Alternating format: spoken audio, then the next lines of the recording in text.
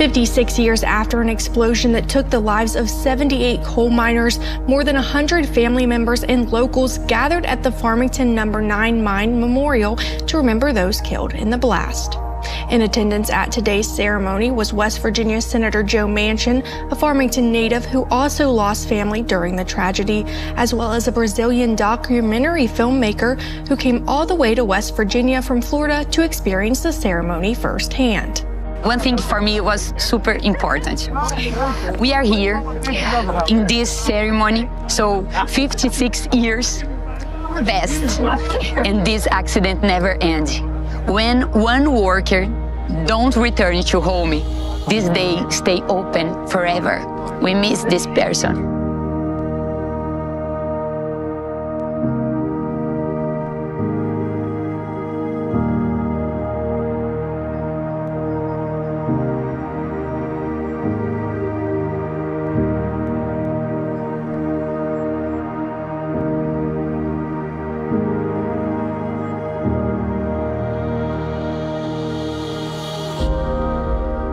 De novembro de 1968, 5:30 da manhã.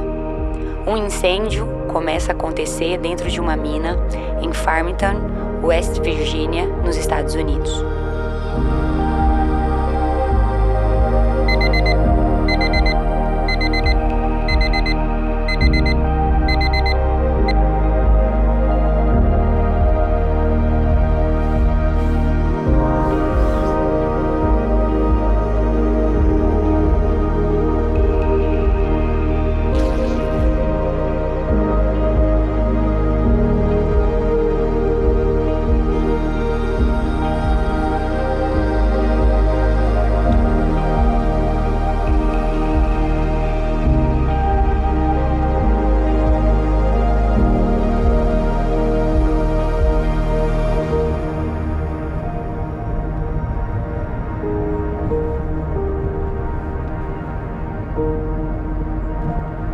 O turno na mina de Farmington iria ser trocado às 8 horas da manhã. Foi quando, às 5:30 da manhã, aconteceu um primeiro apagão, seguido de uma explosão nas profundezas daquela mina. Esse turno ele tinha iniciado à meia-noite. Naquele momento, inspeções para a liberação das atividades haviam sido feitas. Farmington é uma pequena cidade no estado de West Virginia, na região do Apalache, que tinha cerca de 500 habitantes na época.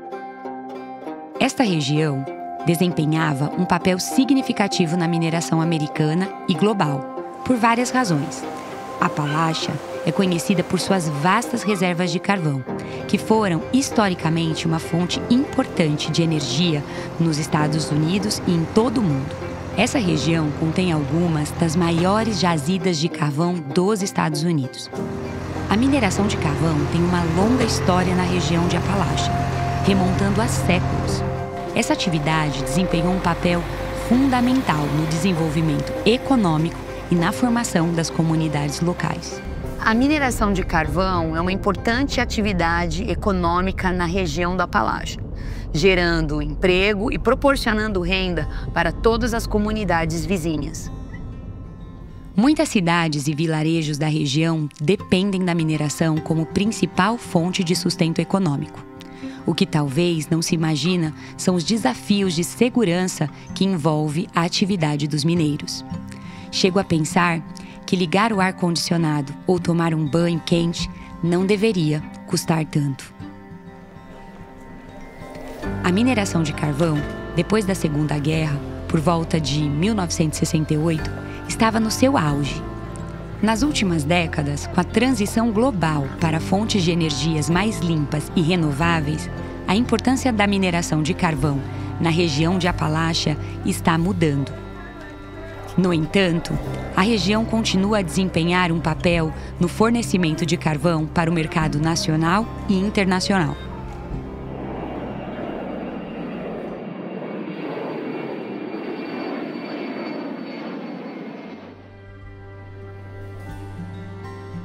A vida em Farmington era muito tranquila, montanhas, pesca e igreja. Os mineiros diziam que a maior ameaça na região era a montanha, caso ela se voltasse contra os homens que entraram nela.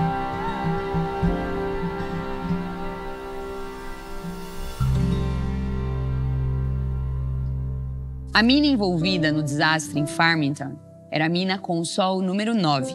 Essa mina foi fundada em 1902. Então, no momento do acidente em 1968, essa mina tinha 66 anos. Pensando em vida útil de uma mina como essa, ela poderia chegar em até 100 anos.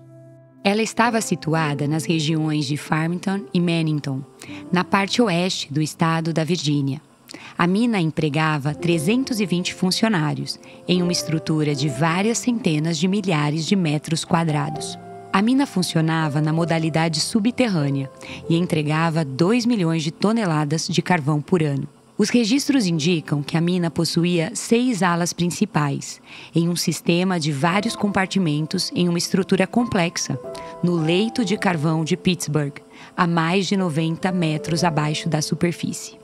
A mina, em seu histórico, já tinha passado por 3 acidentes severos até 1968, em 1954, em 1958 e em 1965.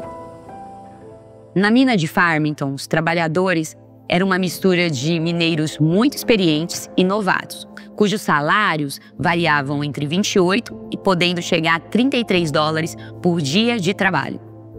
Apesar de alguns estarem apenas começando suas carreiras na indústria, muitos deles eram homens com décadas de experiência na mineração de carvão e possuíam um conhecimento profundo das práticas de segurança e dos perigos associados à mineração de carvão.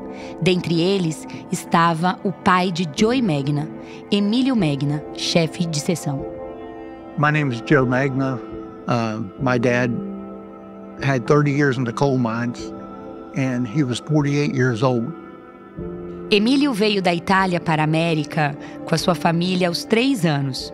Tal como muitos imigrantes europeus, ele começou a extrair carvão das profundezas da superfície da Virgínia Ocidental, ainda jovem, aos 14 anos de idade.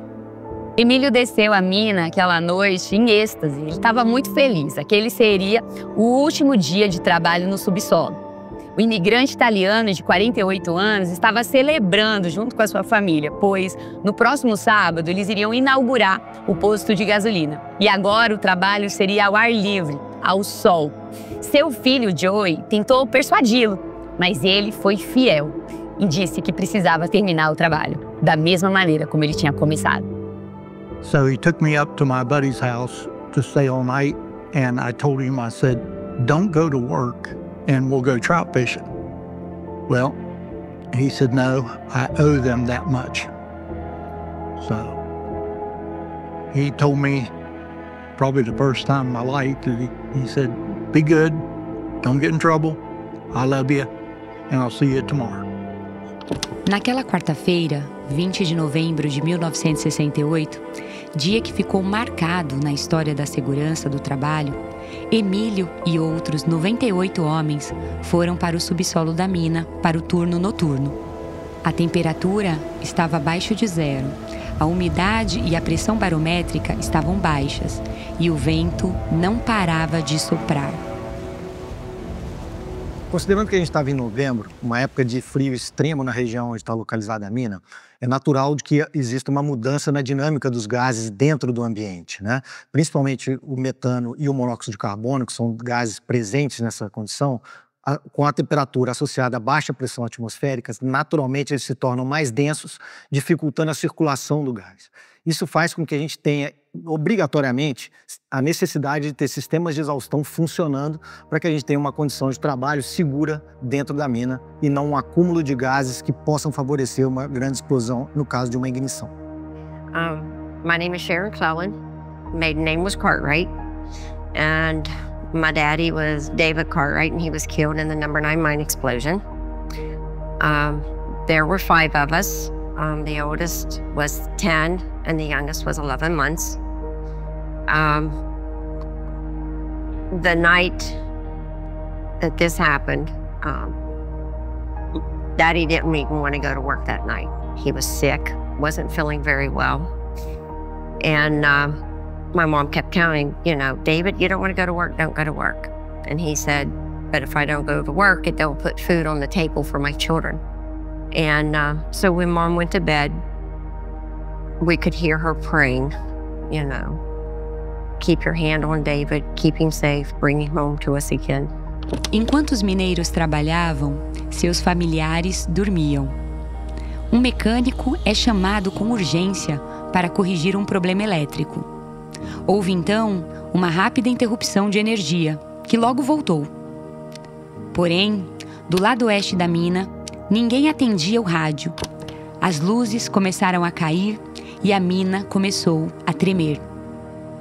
Emílio e os seus colegas de trabalho, infelizmente, eles não sabiam o que os aguardava no interior daquela mina, naquela madrugada fria. I think it was around, must have been 7 o'clock, something like that.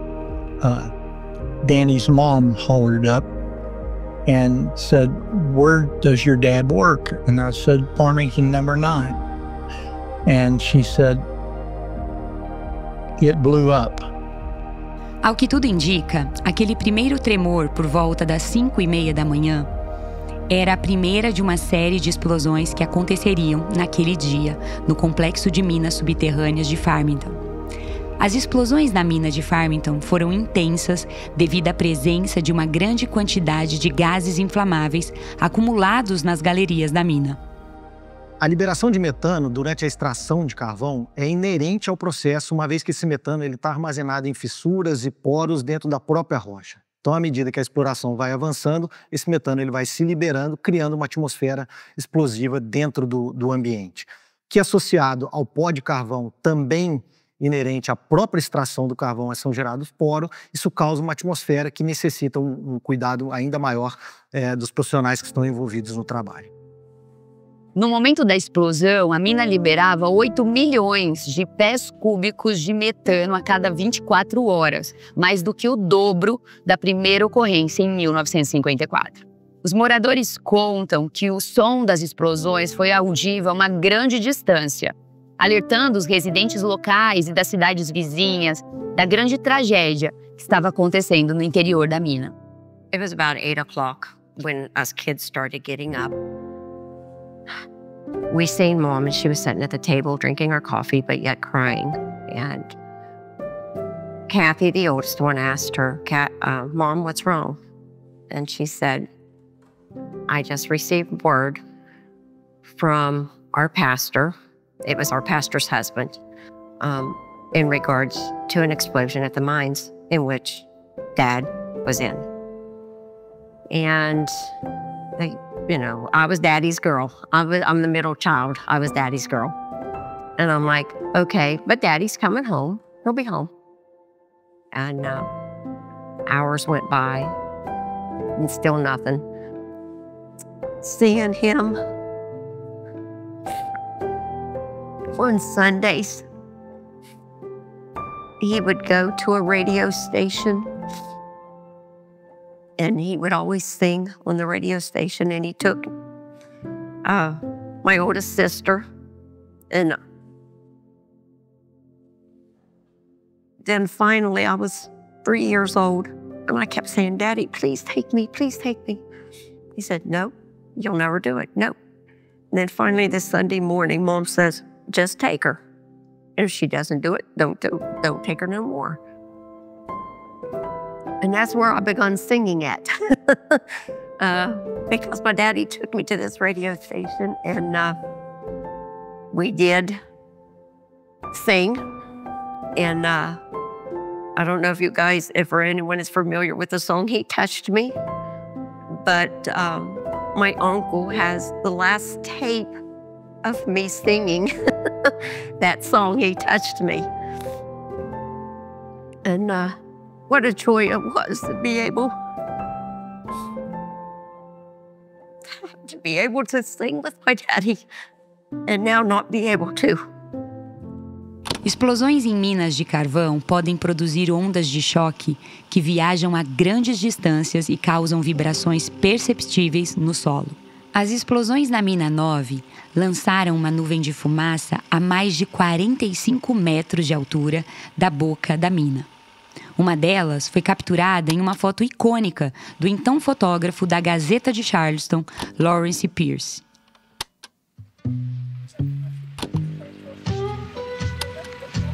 Dá para imaginar que na cidade de Farmington, todo mundo tinha uma ligação com a mina número 9. Pai, irmão, tio, avô, sobrinho, todo mundo conhecia alguém que trabalhava lá.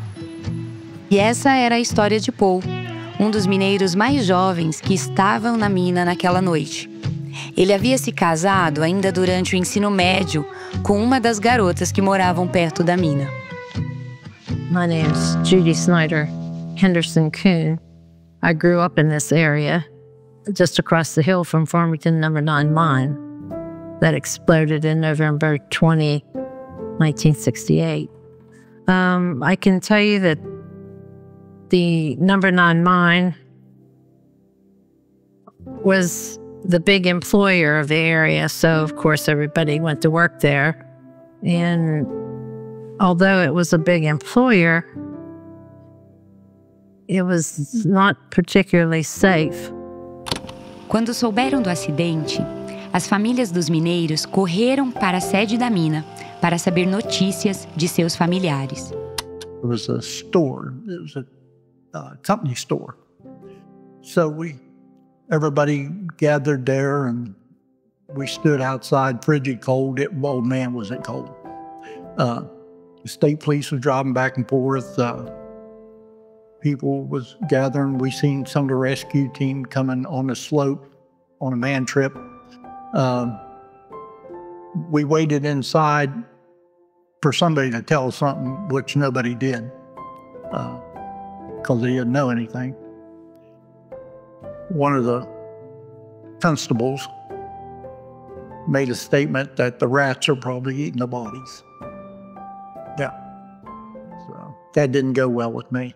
So I did something about it. Anyhow, a couple of state troopers were friends of mine, and they put me in a car and told me, okay, get out, go home, be good. So I did. Went home and still waiting and waiting and waiting. It was, never heard hardly anything. Muitos filhos de mineiros passaram o dia na escola apreensivos, sem notícia de seus pais. Um deles era um menino de 14 anos, James Matish, que recebeu a notícia da explosão na mina por meio de sua mãe, juntamente com o diretor da escola. James, mesmo preocupado com seu pai, decidiu permanecer na escola naquele dia, pois para o seu pai, a educação vinha em primeiro lugar e ele queria honrá-lo. My earliest memory of the explosion that morning was about 5:20.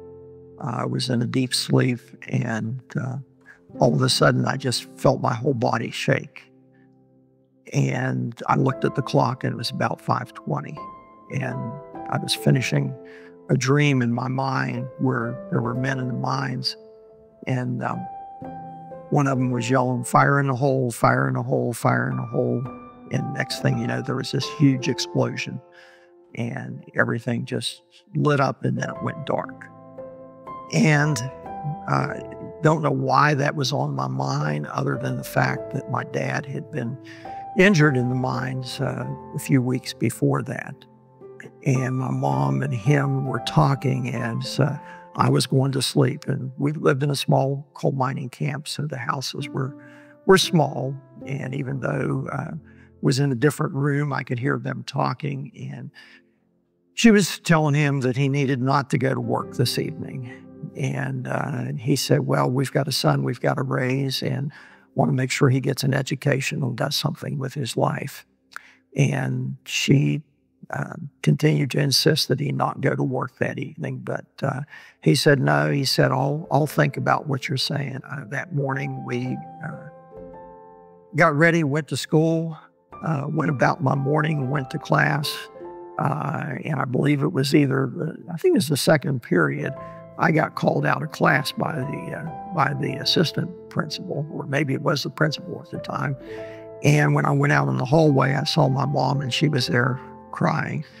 And she told me, what had happened and stuff, and asked if I wanted to go to the mines and wait. And I didn't like to miss class because I would get behind. And she told me it was fine for me to stay there.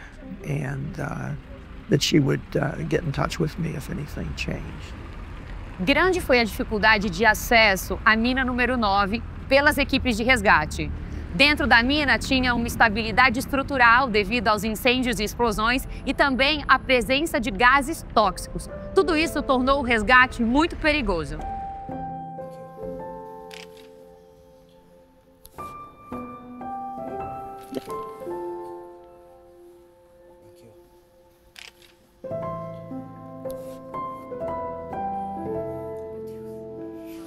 How many workers? I want to say there were seven sections that were working that evening. And when you talk about the evening starts midnight? Right. Midnight? Yeah. Okay. And the explosion starts 5:30? Right. Um total de 21 mineiros conseguiram sair com vida da mina 9 naquele dia.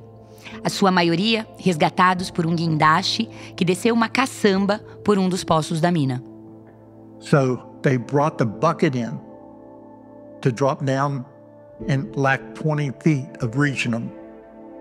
They had to pull it back up, go to Fairmont Supply to get more cable and put on. Meanwhile, there's more explosions happening. Guys passed out.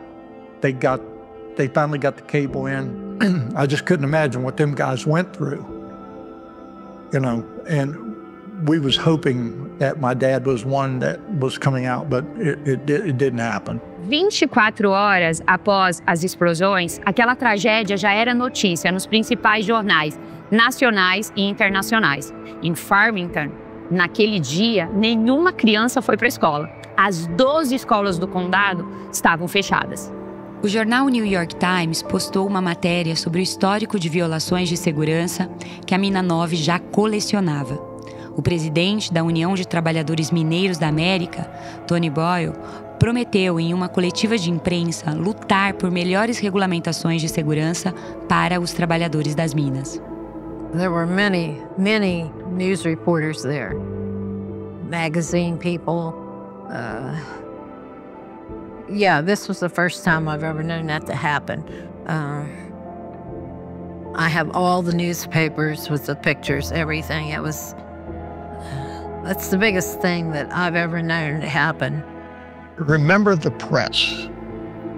Remember the press and how they would write stories and they would twist stories and not really tell the truth because it didn't sell papers is what I was ultimately able to conclude.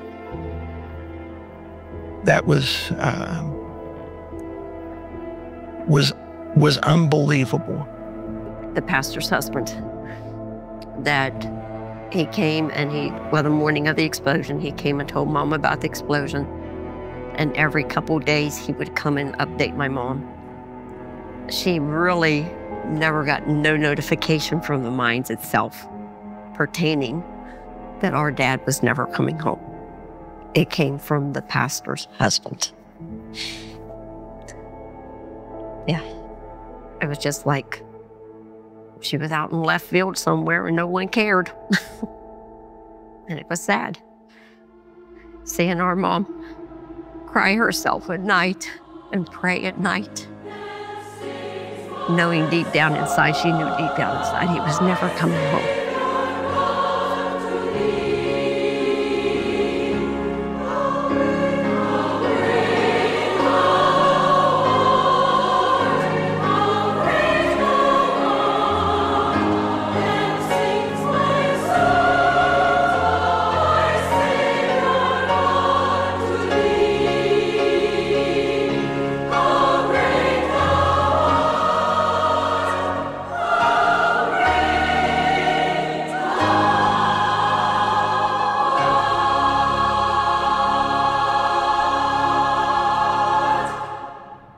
Foi na Igreja Metodista Unida que, na manhã do segundo dia, mães e filhos se uniram em oração. Enquanto isso, o incêndio na mina estava fora de controle e para administrar aquele risco, a única maneira era tirando o oxigênio. Então decidiram por selar 2 dutos da mina com chapas de 16 toneladas. Na mina, pessoas faziam vigília enquanto funcionários da Cruz Vermelha serviam bebidas quentes. Enquanto isso, na loja da empresa, aqui no centro, eles estavam emitindo contra-cheques de emergência para as famílias. Ordeal, we were all told that we needed to gather at the small church that was down below the hill.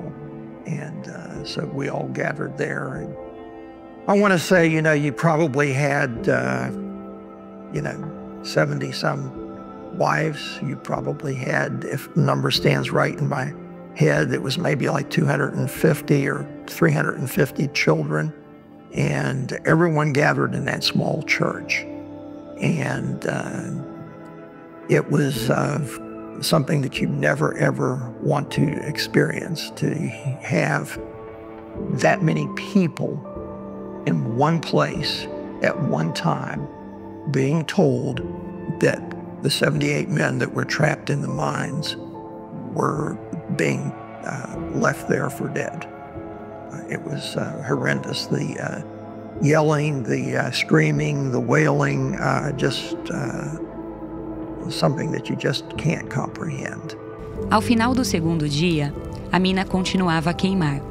Os dutos de ventilação chegaram a lançar chamas com mais de 30 metros de altura. Ao entardecer, a empresa confirmou o nome dos 78 mineiros desaparecidos.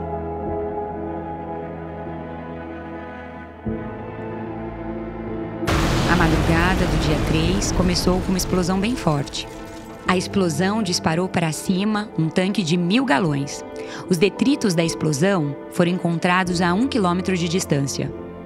We looked outside, and Mom said that she looked outside, and then of course we went to go look.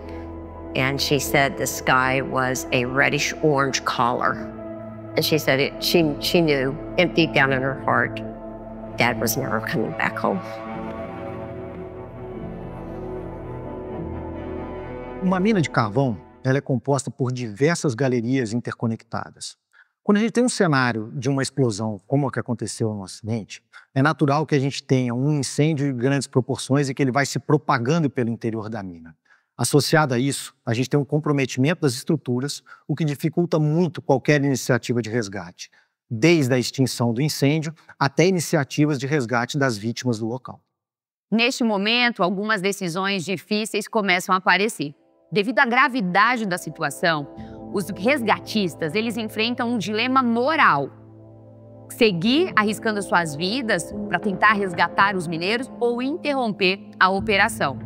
Além disso, o terceiro dia trouxe notícias devastadoras. As amostras de qualidade do ar feitas no interior da mina mostram que o ar presente não consegue sustentar a vida, devido à grande quantidade de dióxido de carbono e metano.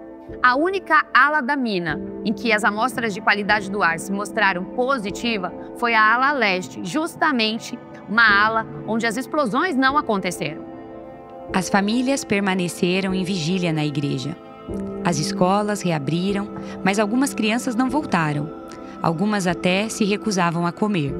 You know, but to kiss your father goodnight, hoping he'd come home.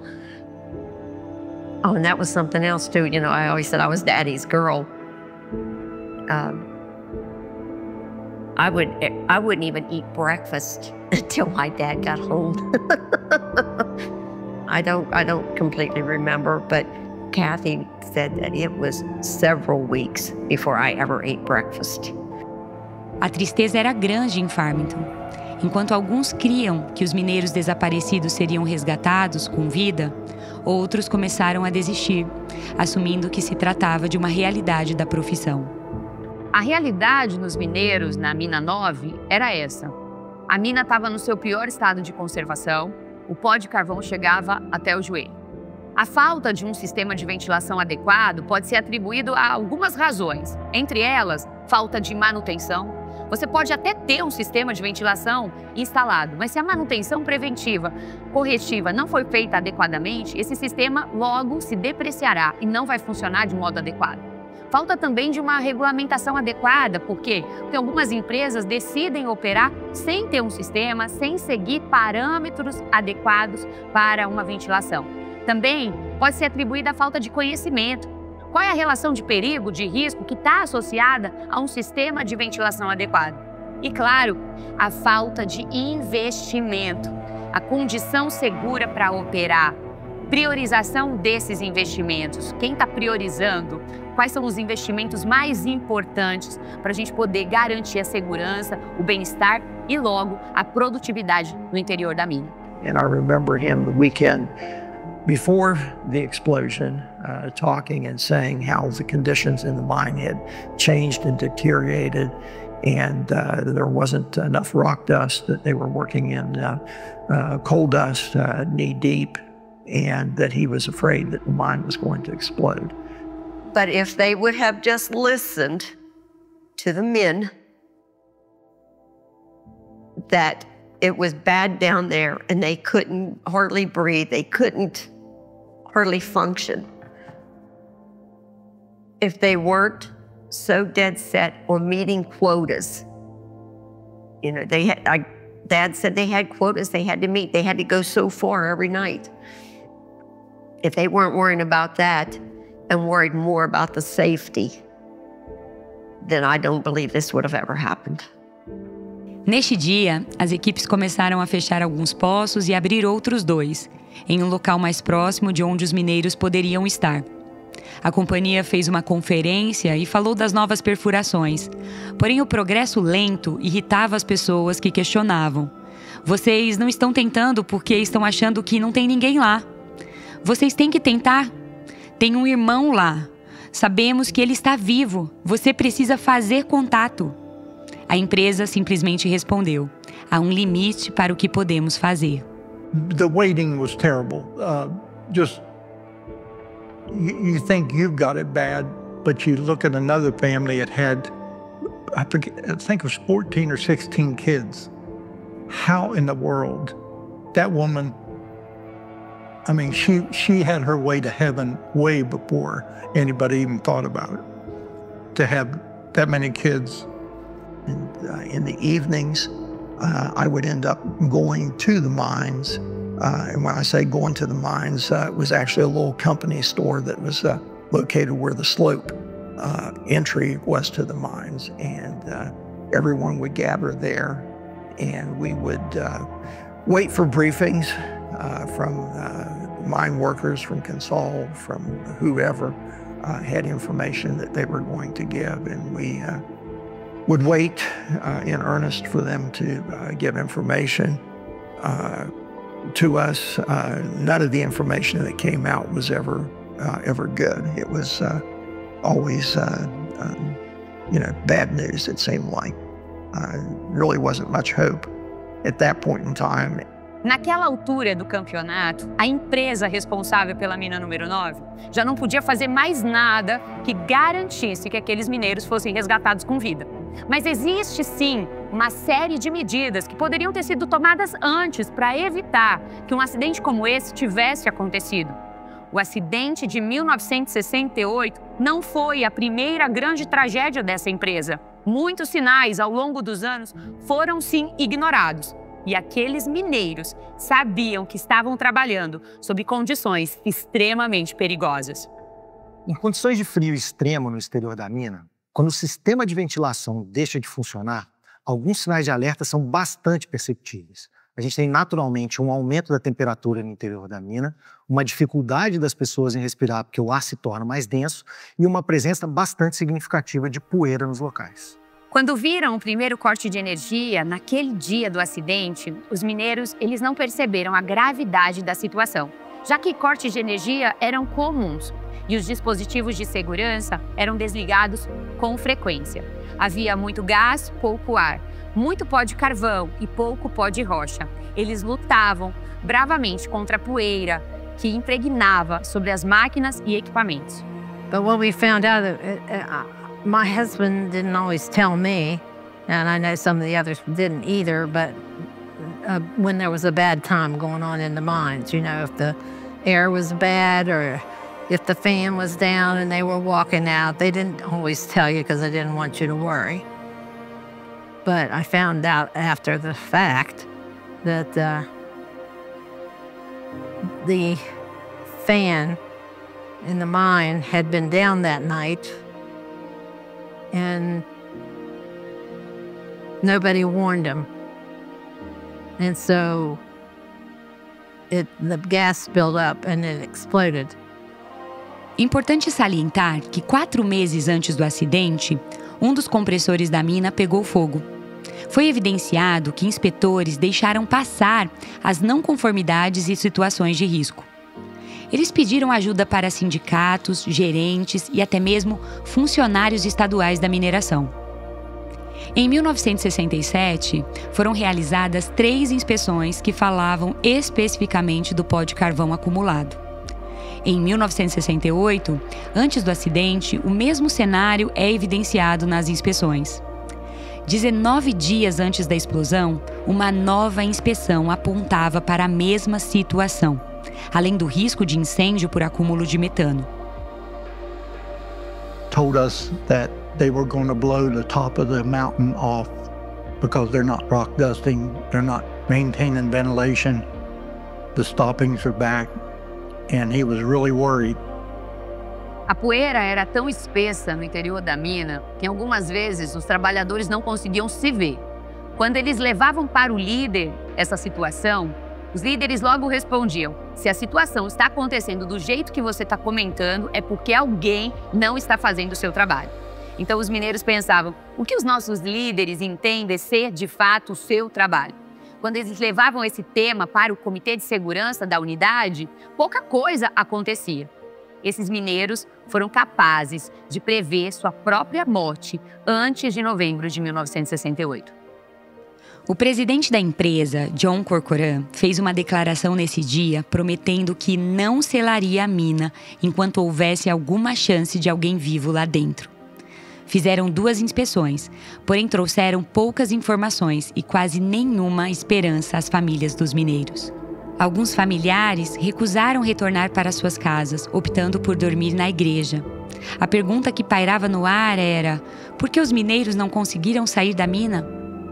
Há várias razões que nós podemos apontar que dificultaram a evacuação da mina pelos mineiros nos primeiros momentos da explosão. O incêndio ter se propagado rapidamente, a falta de avisos, alertas antecipados, ou a fumaça densa, escura que surgiu, ou também os túneis labirínticos, estreitos, pequenos, e claro, o pânico, o desespero causado pela emergência. Tudo isso são algumas das razões que podem ser apontadas pela dificuldade de evacuação da mina por esses mineiros. No início do 6º dia, resultados de amostras de ar revelaram que o ar dentro da mina não podia sustentar vida. No lugar em que foram coletadas essas amostras, se acreditavam que estavam 2 a 3 equipes de mineiros. Num incêndio dessas proporções, que se prolonga ao longo de dias, é natural que a gente tenha uma condição cada vez menos favorável à manutenção da vida. O próprio incêndio consome o oxigênio presente nas galerias, tem uma geração bastante significativa de monóxido de carbono, que é um gás tóxico para o ser humano, e a gente tem o calor extremo, que também dificulta a manutenção da vida em casos como esse. Soma-se a esses fatores que um incêndio com explosões que se prolongam ao longo do tempo, naturalmente vão afetando as estruturas das galerias, onde desmoronamentos eram possíveis ser sentidos na superfície. Isso dificultaria e muito a existência de sobreviventes. Também se utilizou nesse dia um microfone de altíssima precisão, capaz de capturar um sussurro a uma distância de 30 metros, mas o único som que capturaram foi o gotejar de água. Neste momento, houve muita mobilização para ajudar as famílias. They sent cards, they sent letters, I still have them, that people sent and wrote really nice things in. Some people sent money. There was a lot of money that was sent into the town of Farmington that we never saw. We're not sure exactly where that went. But, I mean, they sent, people sent food, they sent stuff for the kids, because it was close to Christmas time. And a lot of people just... They wrote a lot of cards and letters. Everybody got them. As equipes de resgate recebiam várias sugestões de como alcançar os mineiros, porém nenhuma foi considerada viável. Um homem disse que havia tido uma visão e sabia onde os mineiros estavam e pediu que o colocassem em um avião. Outros mineiros de minas próximas se recusaram a entrar na mina para trabalhar nesse dia, pois a consideravam insegura. Avisaram que só iriam entrar depois que limpassem a mina com pó de rocha. Nesse dia, as amostras de qualidade do ar apontaram o ar como venenoso, ou seja, impossível alguém sobreviver nessa situação. Os microfones e telefones que foram lançados nos buracos não deram nenhuma resposta. And a lot of the holes that they drilled and dropped the mics down, they melted. That's how hot the mines was. A cobertura da mídia era constante. Nesse dia, em Washington, foi feita uma coletiva de imprensa, gerando uma grande comoção em todos os Estados Unidos e Canadá. Eles falavam que a lei era terrivelmente fraca e defendia os direitos das empresas. Os mineiros relatavam que eles sabiam exatamente qual era o dia que os fiscais estaduais e federais iriam fazer as visitas de segurança nas minas.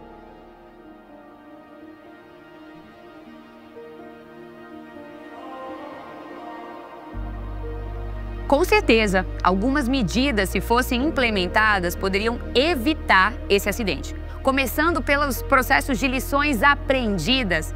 Temos na história da Mina 9 3 acidentes muito graves que antecedem o que aconteceu em 1968. E se aquele aprendizado tivesse sido implementado, a gente não teria essa história hoje para contar. Além disso, podemos falar de um sistema de ventilação adequado, de monitoramento dos gases, administrando de fato os perigos e riscos, provocando ali, criando naquele ambiente condições adequadas e seguras para o trabalho. Liderança em segurança, líderes que valorizam a escuta ativa, o ver e o agir, que constroem um ambiente que, mais do que seguro para o trabalho, ele é seguro para a fala.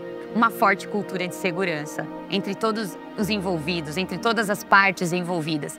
Com certeza, tudo isso poderia levar a mina número 9 a ser um ambiente livre de acidentes, onde as pessoas vêm para o trabalho e elas retornam para casa, inteiras, completas, bem. Ao final do 7º dia, uma nova explosão aconteceu. E a cada nova explosão se esvaía pelo ar a esperança dos habitantes de Farmington de encontrar seus mineiros com vida.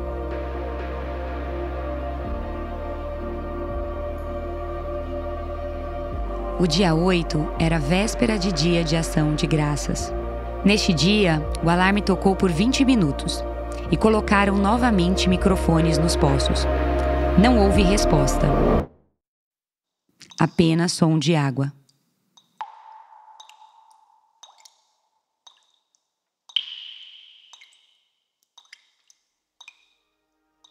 O governador do estado foi até Farmington para dar o seu apoio.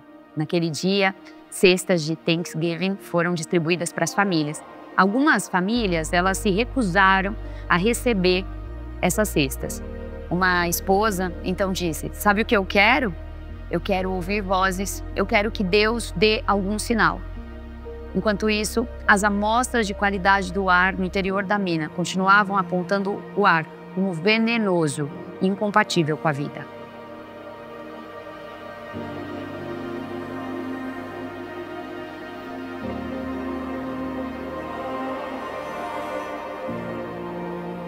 Para responder essa pergunta, eu preciso retornar a um acidente que foi antecessor à ocorrência de 1968. Um acidente que aconteceu em 1954, onde após esse acidente se identificou que os mineiros eles tinham medo de falar sobre as condições de segurança que eles estavam expostos. Além disso, os mineiros ganhavam bônus por produtividade. E caso você trouxesse alguma situação relacionada à condição de segurança do seu trabalho, alguma reclamação, você seria designado a um trabalho na área mais distante, mais suja e mais solitária. Tudo isso, então, gerava uma situação de medo de fala, medo devido às represárias e medo também de possível perda do seu próprio emprego. Então era muito comum, nos relatórios feitos nas trocas de turno, as condições serem positivas para você poder entrar e executar um trabalho. Tudo parecia seguro. Registros de 1967 apontam que de 5.400 minas de carvão ativas no país, 82% tinham problemas com violações de segurança. And I'm not sure the company cares about anything other than the money. You got to produce the coal. They'll push you to your limit to produce the coal so they can get their money. And of course, people have to live. Vale destacar a importância de proteger os direitos dos trabalhadores e promover uma cultura de segurança onde, mais do que seguro realizar uma tarefa, é seguro falar sobre as condições de segurança relacionadas ao seu trabalho, à sua atividade. Para construir essa cultura forte, madura de segurança, é necessário estabelecer canais acessíveis, onde as pessoas possam livremente expressar suas preocupações, suas necessidades. Além disso, precisamos estabelecer políticas de não retaliação, para que essa comunicação seja uma comunicação confiável, transparente e que realmente gere um movimento com relação às necessidades de segurança. E, por último, proteger a saúde, proteger a segurança e garantir o bem-estar no ambiente de trabalho. O desastre na Mina 9 destaca a importância crítica da implementação de medidas de segurança robustas e de preparação e resposta a emergências em ambientes perigosos, como minas de carvão. Era dia de ação de graças. Enquanto o restante do país se reunia com suas famílias ao redor de mesas para agradecer pelas bênçãos recebidas, as famílias de mais de 70 mineiros viviam uma verdadeira angústia. Na sede da empresa, eles fizeram um jantar, mas a maioria das famílias dos mineiros ficou em casa. Na igreja, foi realizado um culto. Algumas pessoas se questionavam: por que Deus está fazendo isso? Na manhã daquele terrível dia de ação de graças, outra explosão sacudiu a mina número 9, e novas amostras mostravam que o ar dentro da mina estava venenoso. Correram rumores que a empresa iria selar a mina. 18 homens, entre autoridades federais e estaduais, representantes da empresa e sindicatos, discutiam a situação. Foi o pior Thanksgiving da história de Farmington.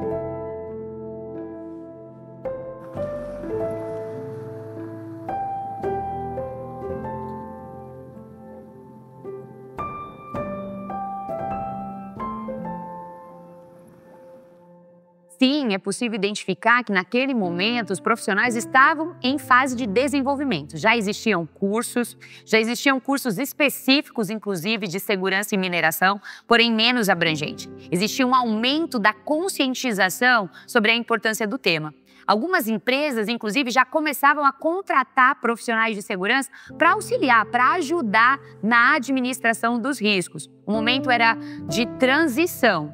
Em resumo, estava começando ali um movimento de contratação, desenvolvimento, mas ainda com muitas oportunidades de melhoria.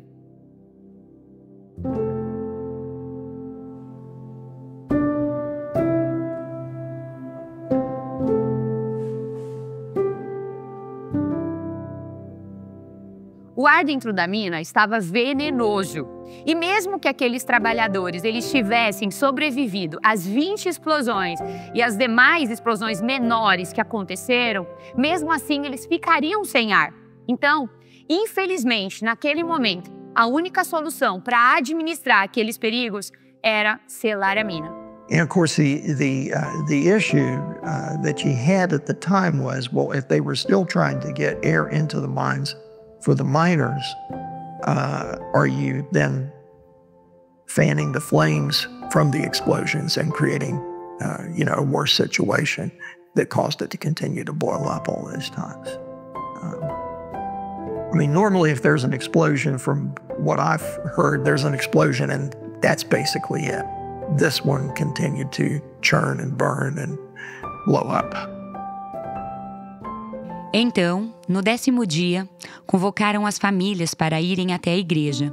e lá o presidente da companhia, John Corcoran, fez um pronunciamento e oficializou aquilo que todos temiam. Não havia como alcançar os homens. Não havia chance de que os homens estivessem vivos. Não havia outro caminho a seguir, senão selar a mina. Ele disse em seu discurso que essa decisão tinha sido consensada entre os órgãos estaduais e federais e, assim, transferiu parte da responsabilidade. Foi muito choro. Alguns questionaram: "Você pensa que é Deus?" Pouco tempo depois, 90 caminhões chegaram carregando 1.600 toneladas de rocha, que foram depositadas junto com 1.000 toneladas de calcário nos poços onde ocorreram as primeiras explosões, e também no peito de cada habitante de Farmington naquele dia. So that they finally had to seal it. And when they sealed it, it was all over them. There was no hope for anybody to come out, and they pulled the plug. And that was the end of it. I told my sisters and my mom, I said, it's the deepest grave we'll ever see. For many years, I blamed God for this, which is normal with us kids, and even though, we know it's not God's fault. Growing up is one of the hardest things anyone could ever do without a dad. We've missed out on so much when it comes to having your dad by your side. So much. A lot of women went on with their lives, but yet there was a few that didn't, or several, I'm sure. But they went on with their lives. They found other spouses, and, got married, had more children, and so forth. But there was no one for my mom, no one else other for my mom but my dad. And with that, it was a struggle. A lot of times, we got what we needed, not what we wanted. A dor se espalhou pelas minas de carvão. Era a morte da esperança.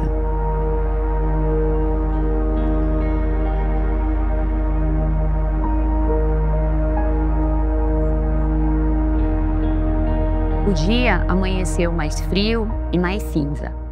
Nas igrejas, os pregadores falavam sobre o perdão. Na Casa Branca, os pedidos eram por novas leis. Alguns diziam, ali em Farmington, não haverá Natal, não haverá feriado, até que a mina seja reaberta novamente.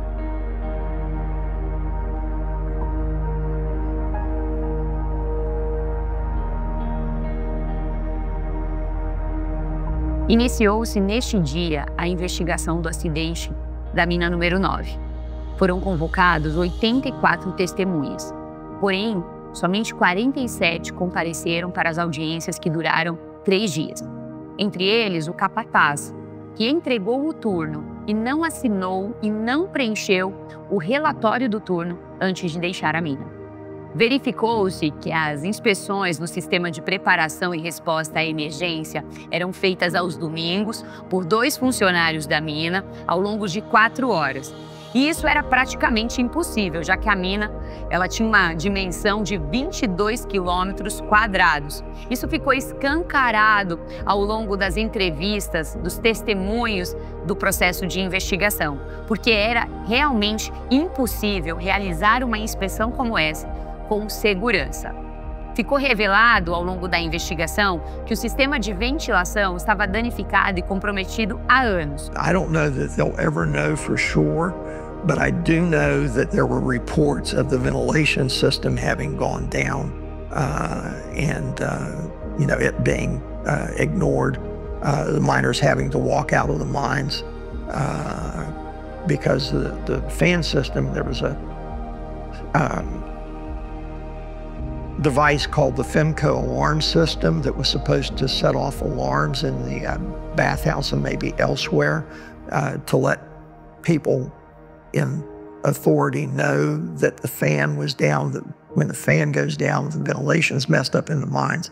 And as a consequence, It's not safe for the men to be in there working.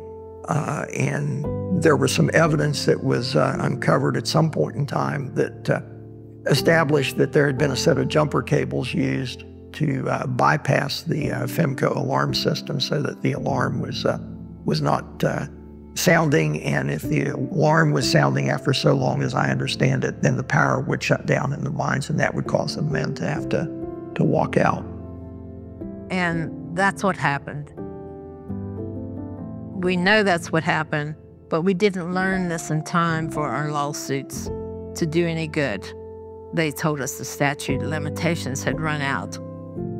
And so the guys were never really held responsible for it. We did have the opportunity, if you want to call it that, to see one of the electricians. He lived in Fairmont, and when we found out who it was, there were about 4 or 5 of us that went knocking on his door. And we asked him, please tell us who told you to do that? Why did you do that? Just trying to ask him questions. And of course, he was crazy because he didn't like the idea that everybody knew that. And he said, just don't worry about it. He said, it's all over with and done. He said, just don't worry about it. Just go on. And we're like, you're telling us to just forget him and just go on when you did this? You need to tell us. And he just was very adamant he wouldn't. You could tell he was very upset that somebody knew, but he never told. Os sobreviventes dessa tragédia se recusaram a chamar o ocorrido de acidente, já que nenhuma medida de prevenção e controle foi tomada antes da tragédia acontecer. But I do not feel it was an accident.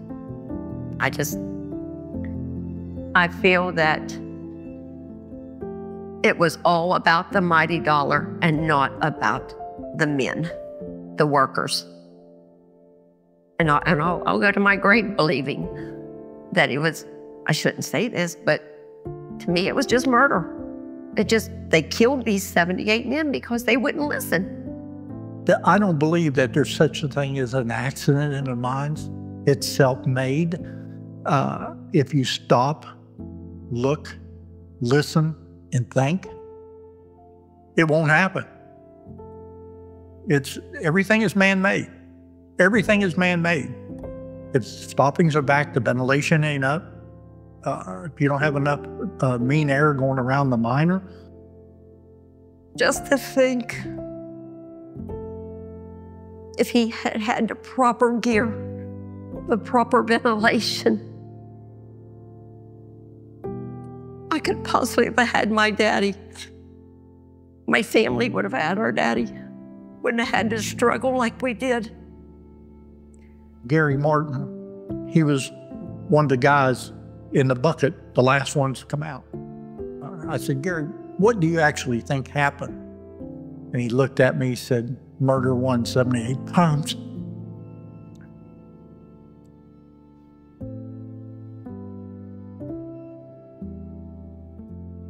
Ainda hoje se especulam onde que começou a primeira explosão do dia 20 de novembro. Diante de tantos fatos e dados que foram descobertos ao longo dessa investigação, nenhum deles trouxe os mineiros de volta, mas com certeza contribuíram para que acidentes como esse não se repitam. Essa investigação já foi há muitos anos concluída, fechada. O que fica em aberto é o dia 20 de novembro de 1968. Esse dia fica em aberto para cada familiar, porque quando um trabalhador ele vai ao trabalho e ele não retorna para casa, esse dia nunca tem fim, ele nunca termina. So you need to know this, ladies, that if you have a man in there and something like this happens, it never ends. It never ends. So you have to back them. You have to tell them, come on, guys, let's try to straighten this up because we can't let them do this to us. Because your life will never be the same. And your kids will pay for it so that nobody forgets.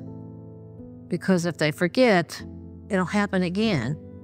So that's an important thing, that people remember that these kind of things happen to everyone and that they should be real careful with reporting things. If you see something's going wrong, report it. I mean, don't take that chance. You relive that over and over and over again in your mind. And the thing was, you never had the closure that you would expect when someone in your family, passes away. Like I said, it still hangs with you. There's no closure, okay? There's no closure. Hoje, no ponto de explosão dessa mina, existe um memorial. E esse memorial, ele não serve somente como um ponto de homenagem. Ele está ali mostrando para todos nós que a vida é inegociável, que funções vão ser sempre substituídas, mas pessoas, jamais.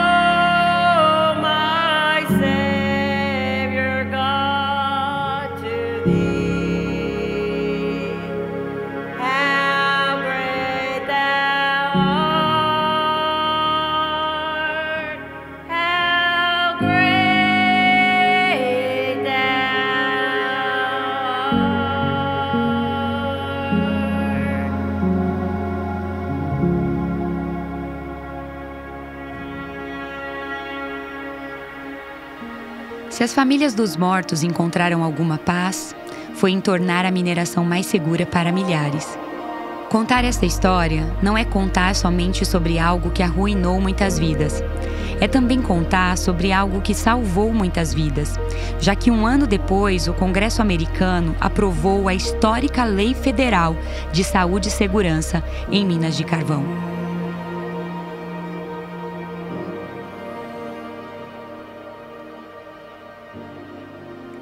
Este acidente revela os desafios da cultura de segurança, induzidos pela produção, pagamentos variáveis em função dos volumes produzidos, falta de fiscalização, de regulamentação adequada, falta de administração dos riscos dentro daquela mina, com priorização dos recursos.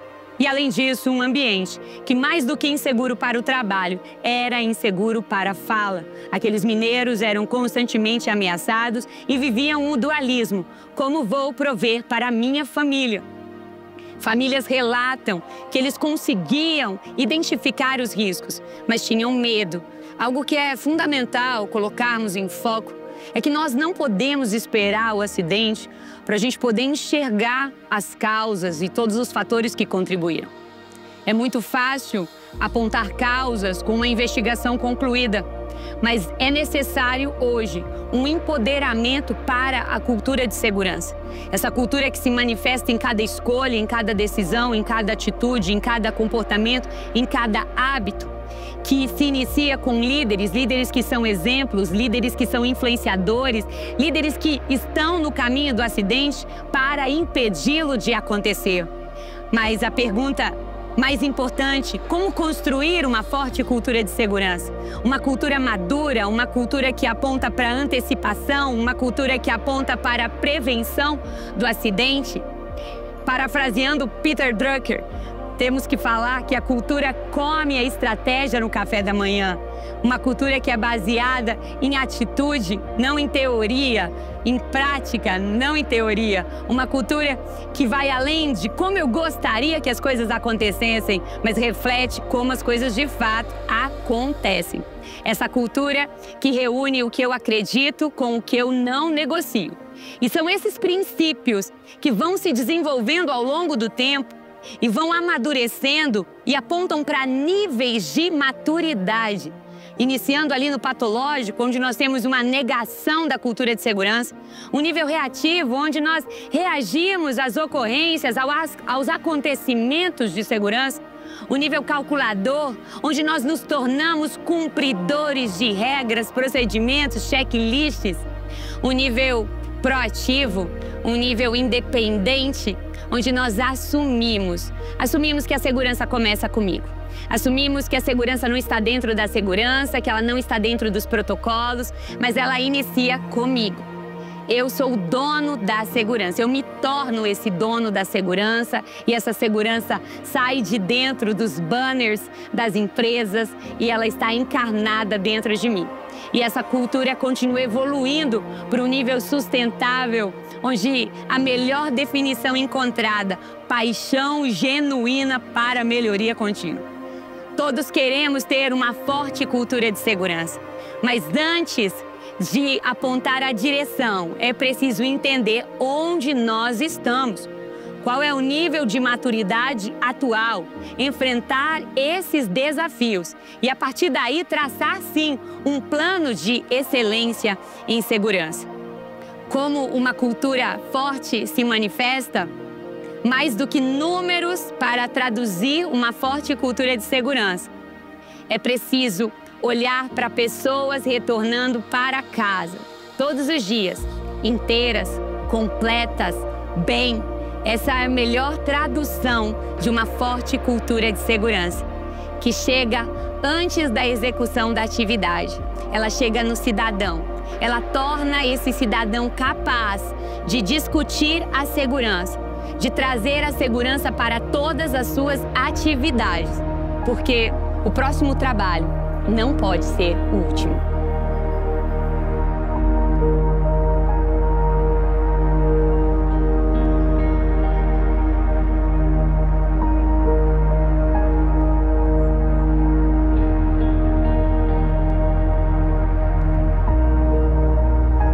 Se você me perguntasse onde está a segurança, eu te diria, ela está em cada abraço, em cada sonho que buscamos realizar através do trabalho. A missão da segurança atravessa gerações e se concretiza quando voltamos para casa.